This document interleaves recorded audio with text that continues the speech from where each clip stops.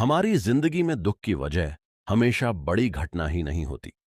कई बार छोटी सी बात भी मन को लंबे समय तक परेशान करती रहती है। किसी चीज की उम्मीद पूरी नहीं हुई, किसी अपने ने वैसा व्यवहार नहीं किया जैसा हम चाहते थे, या मेहनत के मुताबिक परिणाम नहीं मिला। ऐसे समय में मन बार बार उसी बात के बारे में सोचता रहता है। श्रीमद् भगवद गीता में श्री कृष्ण ने मन की इसी स्थिति को समझाते हुए आसक्ति और इच्छा के बीच का संबंध बताया है।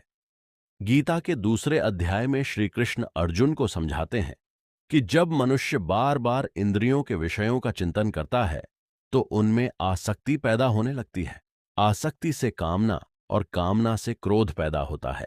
ये बात भगवद गीता के अध्याय 2 के श्लोक 62 में स्पष्ट रूप से कही गई है। इसे सामान्य जिंदगी से समझें तो जब हमें किसी चीज की बहुत ज्यादा चाहत हो जाती है, तब हमारा मन उसके परिणाम पर टिक जाता है। फिर हम चाहते हैं कि चीजें ठीक वैसी ही हों जैसी हमने सोची हैं। यहीं से परेशानी शुरू होती है। मन में इच्छा पैदा होती है। इच्छा पूरी नहीं होती तो निराशा आती है। निराशा धीरे धीरे गुस्से में बदल सकती है।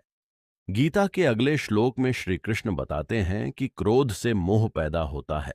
मोह से स्मृति भ्रमित होती है और इससे बुद्धि के नष्ट होने की स्थिति बनती है। इसका मतलब ये नहीं है कि गीता इंसान को इच्छा रखने से रोकती है। संदेश इससे अलग है। समस्या तब बढ़ती है जब इंसान अपनी शांति को किसी एक इच्छा या परिणाम से बांध देता है। भगवद गीता के दूसरे अध्याय के 47वें श्लोक में श्री कृष्ण अर्जुन से कहते हैं कि मनुष्य का अधिकार अपने कर्म पर है, कर्म के फल पर नहीं। इस श्लोक का मूल संदेश कर्म करते हुए फल की आसक्ति से बचना है। आज की जिंदगी में इसका अर्थ बहुत सीधा है। नौकरी में मेहनत करें, लेकिन हर बार प्रमोशन की गारंटी की उम्मीद न रखें। रिश्तों में ईमानदारी रखें, लेकिन सामने वाला भी बिल्कुल वैसा ही व्यवहार करेगा, इसकी शर्त न लगाएं।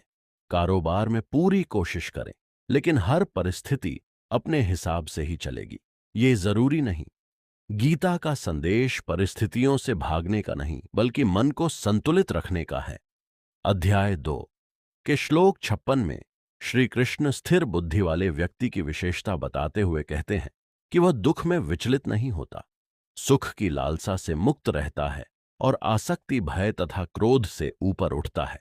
इसलिए गीता की सीख को एक लाइन में समझें तो बात यह है, कर्म से पीछे मत हटिए, लेकिन अपनी मानसिक शांति को केवल उसके परिणाम के भरोसे मत छोड़िए। हमेशा परिस्थितियां हमारे नियंत्रण में नहीं होती, लेकिन उनके प्रति हमारा नजरिया काफी हद तक हमारे हाथ में होता है। शायद यही वजह है कि हजारों साल पुरानी गीता की यह सीख आज भी रोजमर्रा की जिंदगी में उतनी ही प्रासंगिक नजर आती है।